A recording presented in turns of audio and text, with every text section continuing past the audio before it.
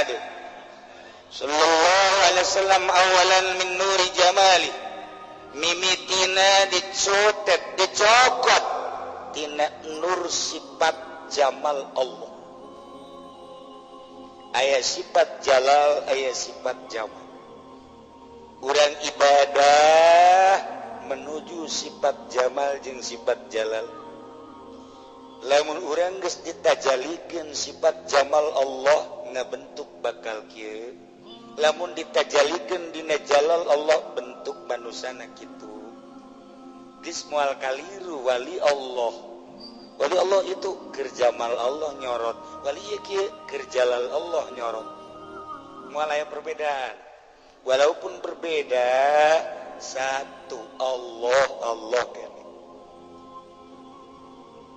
Keindahan sifat jamal Allah dicanda kanggo Kanjeng Nabi Muhammad. Ya Allah, insyaallah dari matatik Gusti Allah dina hadis qudsi khalaqtu ruha Muhammadin sallallahu alaihi wasallam min nuri waji. Kaula ngadamel kana roh Muhammad dina cahaya zat kaula. Sakumaha Abi Hurairah pernah ngajelaskeun di Kangjeng Nabi, cak Kangjeng Nabi khalaqanillah min nuri. Allah ngadamel ka kaula tina nur Allah. Ya Allah.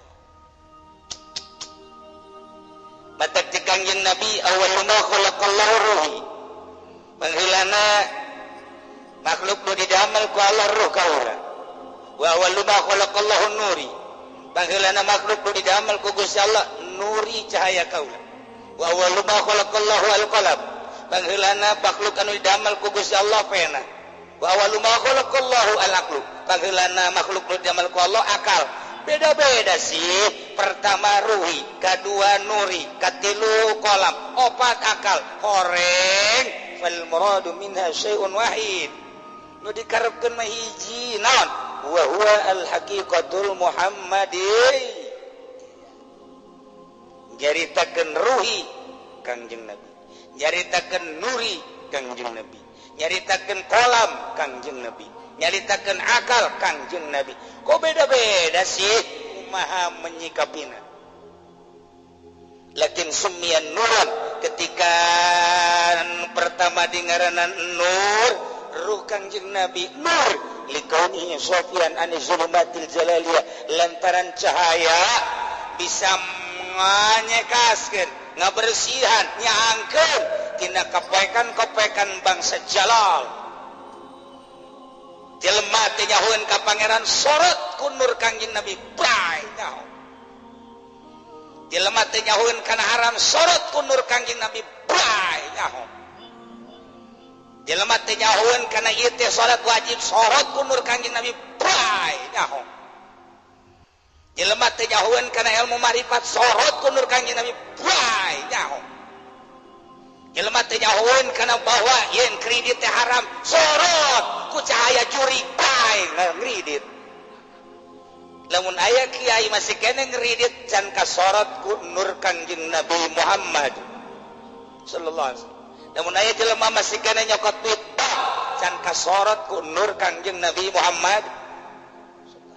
Lamun masih kene aya jelema korupsi di negara can kasorot ku nur Kangjeng Nabi Muhammad sallallahu alaihi wasallam. Lamun aya jelema maling, aya jelema mabok, aya jelema zina, can kasorot ku nur Kangjeng Nabi Muhammad sallallahu alaihi wasallam lantaran nu mantap dengaranna nur likauni sofian an zulumatil jalaliyah. Tinggal datang ka mana nyorot na Kangjeng Nabi ka urang ukur ku urang.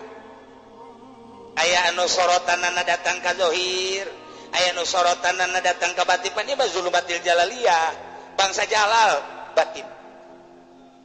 Aya nu kakarak datang ka syariat doang tatadina teh nyaho ka salat jadi nyaho jorot tan nur Kangjeng. Nu tatadina encan nyaho bahwa itu zakat teh wajib disorot jadi nyaho jeung ngalaksanakeun nur Kangjeng datang ka dinya.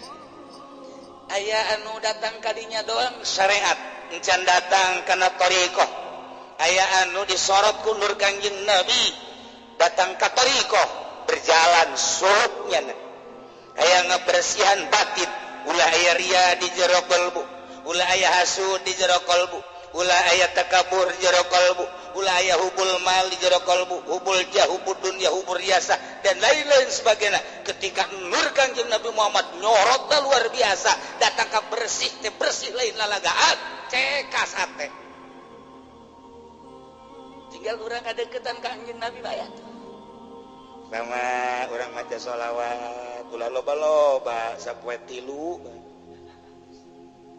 bisa 3 naik 11 7 naik 11 naik 44 naik 444 naik 4444 tah lamun dibere 4444 kakara ngagoler di dinya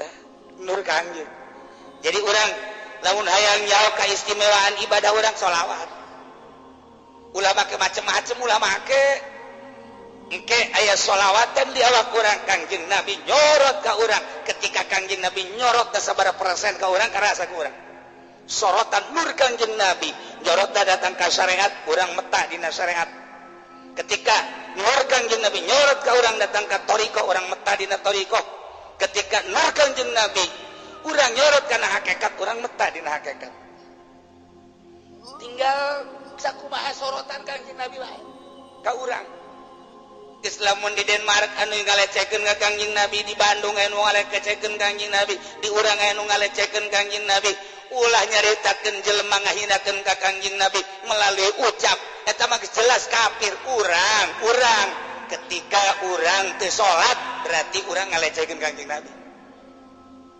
urang teu ngazakat urang ngalecikeun Kangjeng Nabi urang teu haji urang ngalecikeun Kangjeng Nabi eta kakarak dina syariat ketika urang masih kena ria urang ngalecikeun Kangjeng Nabi ketika urang masih kena hasud urang masih kena ngalecikeun Kangjeng Nabi Kangjeng Nabi moal ditarima jaga di akhirat sebab aing ngembangkeun agama cek Kangjeng Nabi dakwah nu tah ulah hasud aya bakawaras si hasud bae sorotan nur Kangjeng Nabi datang ka mana ka urang